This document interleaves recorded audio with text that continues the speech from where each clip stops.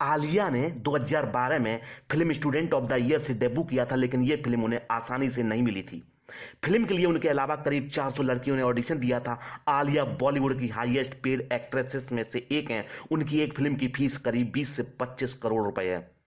गंगूबाई कठियावाड़ी के लिए वो बेस्ट एक्ट्रेस का नेशनल अवार्ड जीत चुकी हैं। 12 साल की एक्टिंग करियर में आलिया ने करीब 16 फिल्मों में लीड रोल निभाया है, जिसमें से 12 हिट, 2 फ्लॉप और 2 एवरेज रही हैं। उनकी 4 अपकमिंग फिल्मों पर तकरीबन 1000 करोड़ का दांव लगा है। इन फिल्मों में जिगरा, लव एंड वॉर, जी ले जरा और ब्रह्मास्त्र 2 जैसी फिल्में शामिल हैं। नमस्कार दोस्तों, आपका स्वागत है हमारे चैनल ग्लोबल थॉट में। एक बार फिर ग्लोबल थॉट में आज की स्टोरी आलिया भट्ट की। तो देर किस बात की, कीजिए हमारे चैनल को लाइक और सब्सक्राइब और जानिए बॉलीवुड की हाईएस्ट पेड एक्ट्रेसेस में से एक आलिया भट्ट की जीवन की कहानी को। दोस्तों, आलिया के लिए 2023 काफी अच्छा रहा। फिल्म रॉकी और रॉनी की प्रेम कहानी ने वर्ल्ड वाइड 355 करोड़ का कलेक्शन किया। इसके अलावा आलिया को गंगूबाई काठियावाड़ी के लिए बेस्ट एक्ट्रेस का अवार्ड भी मिला। आलिया उस दौर की सबसे सफल एक्ट्रेस हैं। फिल्म इंडस्ट्री का उन पर तकरीबन 1030 करोड़ रुपए लगा है। वह ब्रह्मास्त्र 2, जिगरा, लव एंड वॉर और जी ले जरा जैसी बड़ी बजट की फिल्मों में नजर आएंगी। इन 4 फिल्मों के अलावा आलिया बाईआरएफ स्पाई यूनिवर्स से जुड़ने वाली पहली फीमेल एक्टर भी बन गई हैं। मीडिया रिपोर्ट्स के मुताबिक आलिया यूनिवर्स की 8वीं फिल्म फ्रेंचाइजी में नजर आएंगी। आलिया फिल्म में सुपर एजेंट के किरदार में दिखेंगी। इस यूनिवर्स में बनने वाली सभी फिल्में जासूसी बैकग्राउंड पर बेस्ड होंगी। फिल्म के बजट का भी खुलासा नहीं किया गया है। दोस्तों, आलिया का जन्म 15 मार्च 1993 को मुंबई में हुआ था। इनके पिता महेश भट्ट जाने माने फिल्म मेकर और मां सोनी राजदान बॉलीवुड एक्ट्रेस रह चुकी हैं। सोनी महेश भट्ट की दूसरी पत्नी है। पूजा भट्ट आलिया की सौतेली बहन है। पेरेंट्स के फिल्मी बैकग्राउंड के चलते आलिया का बचपन भी फिल्मों के इर्द गिर्द बीता है। जब वो 6 साल की थी तो पिता के प्रोडक्शन हाउस की विशेष फिल्म्स के बैनर तले बनी फिल्म संघर्ष में उन्होंने बतौर चाइल्ड आर्टिस्ट काम किया है। उन्होंने इस फिल्म में प्रीत जिंटा के बचपन का रोल निभाया था। इसी फिल्म में काम करने के बाद आलिया के मन में एक्टिंग के प्रति दिलचस्पी जाग गई। 9 साल की उम्र में उन्होंने संजय लीला बंसाली की फिल्म ब्लैक के लिए ऑडिशन दिया था, लेकिन इसमें रिजेक्ट हो गई थी। बाद में चाइल्ड आर्टिस्ट आयशा कपूर को फिल्म में कास्ट किया गया, जिनके काम को काफी सराहा गया था। ब्लैक में आलिया को भले ही काम ना मिलने से निराशा हुई, मगर एक्टिंग में उनकी दिलचस्पी बरकरार रही। यही वजह रही कि 12वीं तक की पढ़ाई करने के बाद आलिया का सारा फोकस बस एक्टिंग पर था।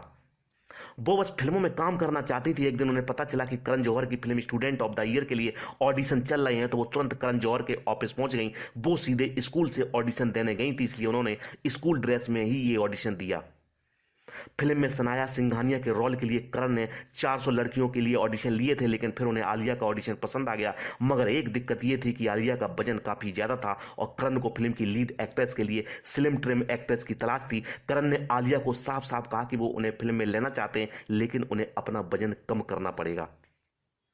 आलिया ने करण से कहा कि वो उन्हें 3 महीने का वक्त दें और उनका वजन कम नहीं हुआ तो वो किसी और को कास्ट कर लें। करण ने उनकी बात मानी और 3 महीने बाद मिलने को कहा। 3 महीने बाद आलिया करण से मिली और फिल्म मेकर उनका गजब का ट्रांसफॉर्मेशन देखकर दंग रह गए। आलिया ने 16 किलो वजन कम कर लिया था। महेश भट्ट जैसे बड़े डायरेक्टर की बेटी होने के बावजूद आलिया को अपनी पहली फिल्म पाने के लिए बहुत मशक्कत करनी पड़ी थी, जिस पर उन्होंने एक इंटरव्यू में कहा था कि मुझे पता था कि मेरा परिवार फिल्म इंडस्ट्री में है, इसलिए स्वाभाविक तौर पर मेरा झुकाव भी फिल्मों की ओर ज्यादा था। लेकिन मेरे पिता ने कभी ऐसा नहीं कहा कि जिस दिन तुम एक्टिंग करना चाहोगी हम तुम्हारे लिए फिल्म बना देंगे। बहरहाल 2012 में student of the year release हुई फिल्म में आलिया भट्ट, वरुण धवन और सिद्धार्थ मल्होत्रा के काम को काफी सराहा गया और फिल्म हिट रही। इस फिल्म में काम करने के लिए करण जौहर ने आलिया को 15 लाख रुपए की फीस दी थी। ये फीस आलिया ने मां सोनी राजदान को दे दी थी। तभी से सोनी आलिया का सारा फाइनेंस मैनेज करती हैं। आलिया के करियर की दूसरी फिल्म हाईवे थी, जिसमें उन्होंने नॉन ग्लैमरस किरदार निभाया था। इस फिल्म में आलिया की एक्टिंग स्किल्स को नोटिस किया गया और काफी तारीफ हुई। एक इंटरव्यू में आलिया ने इस बारे में कहा था कि 2014 में फिल्म हाईवे में काम करना मेरे लिए सबसे बड़ा मौका था। इस फिल्म ने मुझे ऐसे किरदार चुनने के लिए इंस्पायर किया जो भले ही बॉक्स ऑफिस पर हिट ना हो, लेकिन उन्हें एक कलाकार के तौर पर बेहतर बनाए। हाईवे के बाद आलिया ने 2 स्टेट्स, हम्टी शर्मा की दुल्हनिया, कपूर एंड सन्स, उड़ता पंजाब, डियर जिंदगी, बद्रीनाथ की दुल्हनिया जैसी फिल्में की और धीरे धीरे यंग जनरेशन फैंस की फेवरेट बन गई। 2018 में आई राजी से एक बार फिर आलिया ने अपनी एक्टिंग स्किल से सबको चौंका दिया था। 2021 में आलिया के करियर के संजय लीला भंसाली की फिल्म गंगूबाई काठियावाड़ी एक गेम चेंजर मूवी साबित हुई। क्यूट सी दिखने वाली आलिया भट्ट को एक खतरनाक लेडी डॉन के किरदार में सोचना मुश्किल था। फिल्म मेकर संजय लीला भंसाली ने गंगूबाई काठियावाड़ी में यह जोखिम भरा दाव खेला। आलिया ने कमाल कर दिखाया और वो कामयाबी की नई बुलंदी पहुंच गई। फिल्म के लिए आलिया को बेस्ट एक्ट्रेस का नेशनल अवार्ड मिला। इस फिल्म की सक्सेस के बाद आलिया मौजूदा दौर की टॉप एक्ट्रेस मानी जाने लगी। दोस्तों, आलिया की लव लाइफ भी काफी दिलचस्प है। इंडस्ट्री में आने के बाद से ही रणबीर कपूर उनके क्रश थे। वह हमेशा से उनसे शादी करना चाहती थी। इस बात का खुलासा खुद आलिया ने कॉफी विद करण में किया था। शो में जब करण ने उनसे पूछा कि स्वयंवर में किस एक्टर को कैंडिडेट बनाएंगी, तो पहला नाम उन्होंने रणबीर का ही लिया। वहीं जब पूछा गया कि किस एक्टर के साथ हॉट सीन देने में ऐतराज नहीं है, तब भी आलिया ने रणबीर का नाम लिया। 2019 में फिल्म फेयर अवार्ड में दोनों ने इस बात को कबूला कि दोनों एक दूसरे से प्यार करते हैं। जब आलिया को राजी फिल्म के लिए बेस्ट एक्ट्रेस का अवार्ड मिला, तो उन्होंने स्टेज से ही रणबीर को आई लव यू कहा था। दिसंबर 2019 में आलिया रणबीर सीक्रेट वैकेशन के लिए साउथ अफ्रीका गए थे। दोनों की इस वैकेशन की तस्वीरें खूब वायरल हुई थी। इसी वैकेशन में रणबीर ने आलिया को प्रपोज किया था। 14 अप्रैल 2022 को दोनों ने प्राइवेट सेरेमनी में शादी कर ली। शादी के 2 महीने बाद 27 जून 2002 को आलिया ने प्रेगनेंसी अनाउंस की और नवंबर में बेटी राह को जन्म दिया।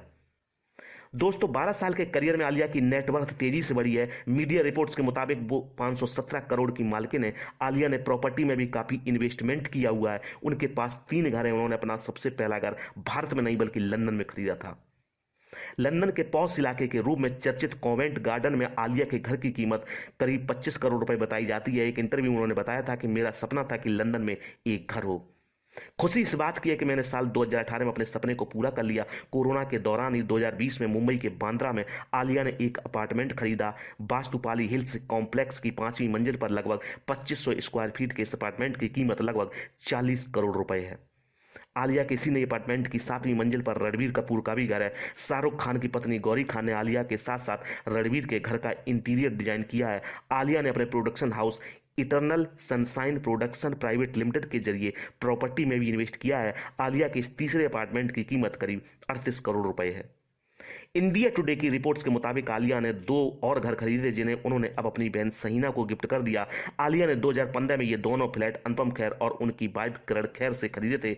आलिया भट्ट एक सफल बिजनेस वूमन भी हैं। उन्होंने 2020 में एड ए ममा नाम का क्लोथिंग ब्रांड शुरू किया। साल भर में इस कंपनी का वैल्यूएशन 150 करोड़ पहुंच गया, जिसके बाद आलिया की इस कंपनी को रिलायंस ब्रांड्स लिमिटेड ने 300 से 350 करोड़ में खरीद लिया। ईसा अंबानी की अब इस कंपनी में 51% की हिस्सेदार हैं। आलिया ने इंटरनल सनशाइन प्रोडक्शन नाम से 2019 में प्रोडक्शन हाउस भी लॉन्च किया था। आलिया ने 2020 में नेटफ्लिक्स पर आई अपनी फिल्म डार्लिंग्स को प्रोड्यूस किया था। हाल ही में आई वेब सीरीज पोचर के प्रोडक्शन में भी आलिया ने पैसे लगाए थे। इसके अलावा उनके प्रोडक्शन की अगली फिल्म जिगरा है, जिसमें आलिया के अलावा वेदांग रैना भी नजर आएंगे।